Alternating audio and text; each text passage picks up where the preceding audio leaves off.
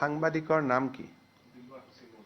তেখেতটো পোৰ্টেলত কাম কৰে আৰু পোৰ্টেলত কাম কৰা লোকসকলকতো আমি সাংবাদিক বুলি এতিয়ালৈকে আমি সিদ্ধান্ত লোৱাই নাই অসমত যিসকলে পোৰ্টেলত কাম কৰে লিগেসি মিডিয়া ৰাজ্য চৰকাৰে সাংবাদিকৰ স্বীকৃতি দিয়ে কিন্তু ইউটিউব চেনেল পোৰ্টেল এই সকলক সাংবাদিকৰ স্বীকৃতি দিয়াৰ বিষয়টো আপোনালোকৰ লগত আমাৰ আলোচনা চলিহে আছে সিদ্ধান্তটো হোৱাই নাই আমি কোনো পোৰ্টেলক ডিআইপিআৰে সাংবাদিকৰ মৰ্যাদা আজিলৈকে দিয়া নাই তেওঁলোকে নিজে নিজে পোৰ্টেল চলাই আছে বেলেগ কথা ৰেজিষ্ট্ৰেচনো নিদিও আমি এডভাৰটাইজো নিদিও আই কাৰ্ডো নিদিও গতিকে এই ব্যক্তিজন অসম চৰকাৰৰ সাংবাদিকৰ সংজ্ঞাত তেখেত নপৰে আমি অসমে এতিয়ালৈকে ইলেক্ট্ৰনিক্স মিডিয়া আৰু প্ৰিণ্ট মিডিয়াৰ জাৰ্নেলিষ্টকহে আমি সাংবাদিক বুলি ধৰো আৰু আন পোৰ্টেল সমূহক এতিয়ালৈকে সাংবাদিক বুলি আমি ধৰাৰ সিদ্ধান্ত লোৱা নাই আৰু সেই বিষয়ে সাংবাদিকসকলৰ লগত আমাৰ আলোচনা চলিহে আছে আৰু তেওঁলোকে নিজে যদি বিচাৰে যে আমাক ৰেজিষ্ট্ৰেচন কৰক আমি তেওঁলোকক ৰেজিষ্ট্ৰেচন কৰাৰ কাৰণে ৰাজি আছো কিন্তু তেওঁলোক নিজেও আগবাঢ়ি অহা নাই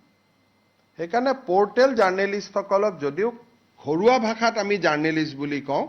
কিন্তু তেওঁলোকক সাংবাদিকতাৰ স্বীকৃতি আমিও দিয়া নাই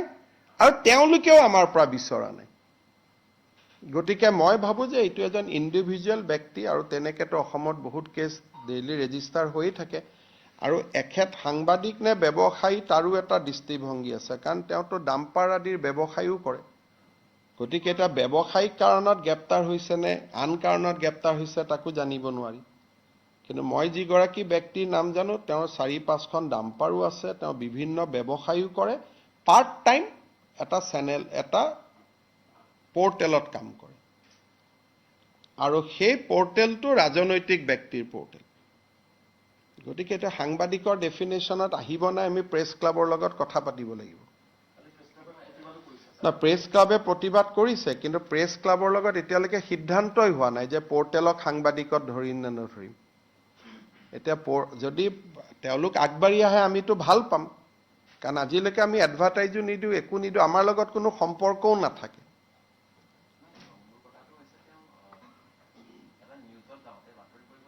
এটোতো আমি নাজানো তেওঁ বেংকত নিউজে কৰিব গৈছে নে আন কামত গৈছে আমি কেনেকৈ জানিম বা আন সাংবাদিকে কেনেকৈ তাৰ গ্যাৰেণ্টি ল'ব পাৰিব আজিকালি দিনত আমি নিজৰ ল'ৰা ছোৱালী গ্যাৰেণ্টি ল'ব নোৱাৰো তেওঁ এটা বেংকত গৈছে সাংবাদিকো নহয় এটা তেওঁ কি কামত বেংকত গৈছে বাকি সাংবাদিকসকলে তেওঁৰ হৈ কেনেকৈ ক'ব এটো তেওঁ ঘৰুৱা কামতো যাব পাৰে নিজৰ কামতো যাব পাৰে এটোতো কোনেওতো ক'ব নোৱাৰে প্ৰথম তেওঁ এজন সাংবাদিক হ'ব লাগিব স্বীকৃত দ্বিতীয় তেওঁ কি কামত গৈছে তো আমি জানিব লাগিব বাকি সাংবাদিকসকলে তেওঁৰ হৈ গ্যাৰেণ্টি লৈছে কিন্তু চৰকাৰেতো গ্যাৰেণ্টি ল'ব নোৱাৰে সাংবাদিকৰটো যদি সাংবাদিক এজনে গৈ কাবাৰ লগত কাজিয়া কৰিলে তেওঁ এটা এৰেষ্ট নহব নেকি সাংবাদিক এজনে কাবাৰ লগত হুলস্থুল কৰিলে তেওঁ এৰেষ্ট নহব নেকি লিখা পঢ়াৰ ক্ষেত্ৰত এৰেষ্ট নহয় যদি লিখা পঢ়া কোনো ৰাইট আপৰ কাৰণে আমি এৰেষ্ট নকৰো আপুনি মোৰ এগেইনষ্টত লিখিলে তাৰ বাবে আপুনি গ্ৰেপ্তাৰ নহয় বা মই নকৰো বা আমি কোনেও নকৰো সাংবাদিকৰ যেটো এটা ফ্ৰীডম আছে এটো লিখনিক লৈ কিন্তু কাৰ্যালয়ত গৈ কি কথা বতৰা পাতে সেইটোতো এটা বেলেগ ইস্যু হৈ গল নহয় সেইকাৰণে সেই মানুহজনকো সাংবাদিকসকলে শুনিব লাগিব মই জানাত এতিয়ালৈকে সাংবাদিক সংঘ এপেক্স বেংকত গৈ মেনেজাৰজনৰ লগত কথা পতাই নাই যে আপোনাৰ তাত কিয় আহিছিল কিবা বেলেগ কথাত আহিছিল ঘৰুৱা কথাত আহিছিল লোন বিচাৰি আহিছিল লোন নিবিচাৰি আহিছিল তেওঁ তাতে লোন বিচাৰি গৈছিল নে কি বিচাৰি গৈছিল সেই কথাখিনিটো সাংবাদিক সংস্থাৰ প্ৰতিনিধি দল এটাটো এপেক্স বেংকত যাব লাগিব দুই পক্ষটো শুনিব লাগিব এতিয়ালৈকে কোনোৱেও যোৱা নাই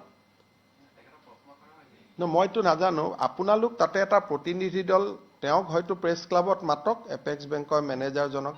নহলে আপোনালোক যাওক সাক্ষাৎ কৰক এনেকে সুধিলেতো সঁচা কথাটো ক'ব দিগদাৰ চাহ একাপ খাই কথাখিনি বুজি আহক দুই পক্ষ শুনাৰ পিছত সিদ্ধান্ত লওক কাৰণ তেওঁক ব্যৱসায়ী বুলি ক'ব নে সাংবাদিক বুলি ক'ব হেতুটো কোনো সিদ্ধান্ত ল'ব নোৱাৰে কাৰণ তেওঁৰ ফেসবুকতে ডাম্পাৰৰ লগত ফটো আছে আপোনালোকে নিজে কওক আছেনে নাই? গতিকে তেওঁ এজন এতিয়া ডাম্পাৰ ব্যৱসায়ী নে তেওঁ সাংবাদিক, এই সিদ্ধান্তটো কোনে ল'ব? Who will take this decision? গতিকে আপোনালোকে মোক যদি সিদ্ধান্ত লৈ সাংবাদিক বুলি কয় মই এৰি দিম, কিন্তু সাংবাদিক বুলিয়ে মোক আপোনালোকে লিখি দিয়ক যে তেওঁ সাংবাদিক। কিন্তু আপোনালোকে লিখি দিয়াৰ আগতে 3বাৰ চিন্তা কৰি চাব, কালি যদি ডাম্পাৰ কেছত পৰে তেতিয়া কি কৰিব। সেইকাৰণে মোক এখন আপোনালোকে লিখি দিয়ক সাংবাদিক বুলি, আপোনালোকে তেওঁৰ ওপৰত দায়িত্ব লওক, এতিয়াই এৰা যাব। এতিয়া যদি প্ৰতিদিন DUI অমুকৰ সাংবাদিকসকলে আহি কয় যে এইখন আমাৰ কাৰ্ড, আমি সাংবাদিক, তেওঁতো যিটো পৰ্টেলত আছে তাততো আমি জাৰ্নেলিষ্ট কাৰ্ডো নিদিওঁ, পৰ্টেলততো আমি আনাই নাই জাৰ্নেলিজিমৰ ভিতৰত এতিয়ালৈকে। যদি আপোনালোকৰ কিবা আছে, আপোনালোকে যদি তেওঁৰ দায়িত্ব লয় মই এতিয়াই ৰিলিজ কৰি দিম যে তেওঁৰ কোনো ব্যৱসায়িক কথা বতৰা সকলোতে আমি দায়িত্ব ল'ম বুলি আপোনালোকে মোক কৈ দিয়ক, মই 1 ছেকেণ্ডত মই কৈ দিম যে তেওঁ সাংবাদিক এৰি দিওঁ। কিন্তু সাংবাদিক বুলি কোনোবাইতো কওক, মোলৈকেতো এতিয়ালৈকে এখন চিঠিও অহা নাই যে তেওঁ সাংবাদিক বুলি। নে কি মই ভুল কৈছো নেকি? কোনোবাই জনাই দিয়ক মোক সাংবাদিক বুলি, তেতিয়া তেওঁক আমি এখন লাইচেন্স দি দিম আৰু যে আপুনি ডাম্পাৰৰ বিজনেছ কৰিলেও, বেংকত গৈ জবৰদস্তি লোন খুজিলেও আপুনি সাংবাদিক বুলি আপোনাক ট্ৰিট কৰিম। দেশত মুখ্যমন্ত্ৰী, মন্ত্ৰী এজনেও গৈ যদি বেলেগত ক'বাত ধমকি দিয়ে তাকো কোনেও ৰেহাই নিদিয়ে। আইনে কাক ৰেহাই দিব? লিখা পঢ়াত ৰেহাই আছে, মুখ্যমন্ত্ৰীৰ বিৰুদ্ধে লিখাৰ কাৰণেতো কাকো এৰেষ্ট কৰা নাই। পুলিচৰ ৰিপৰ্টটো আহিছে যে তেওঁ শিডিউল ট্ৰাইব সম্প্ৰদায়ৰ বড়ো বুলি ব্যক্তি এগৰাকীক খুব ঘৃণনীয়ভাৱে ব্যৱহাৰ কৰিছে। আৰু দ্বিতীয় ৰিপৰ্টটো আহিছিল যে তেওঁ বেংকত এটা বৃহৎ পৰিমাণ টকাৰ লোন দাবী কৰিছিল তেওঁৰ ব্যৱসায়ীৰ কাৰণে।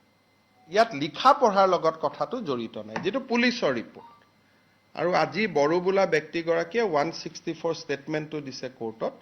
যে মোক অবাইচ ভাষাত গালিগালাজ কৰা হৈছিল বুলি। কালি বেল দিলে, কিন্তু আৰু 2-3টা কেছ আছে তেওঁৰ ওপৰত। গতিকে পুলিচে গোটেইকেইটা কেছতে গ্ৰেপ্তাৰ কৰিব আৰু গোটেইকেইটা কেছতে তেওঁ বেল ল'ব, কাৰণ তেওঁ ওপৰত এটা কৰিলে, তলত আহি এটা কৰিলে। আৰু গোটেইকেইটা কেছে সাংবাদিকতাৰ লগত জড়িত নহয়। লিখাৰ কাৰণে তেওঁক এৰেষ্ট কৰা নাই, সেইটো ভুল ভাবিবই নালাগে।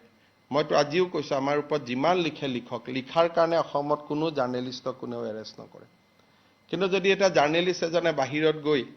শিডিউল টাইপ, শিডিউল কাষ্ট মানুহ এজনক গালিগালাজ কৰে, এইটোতো কেছ হ'ব।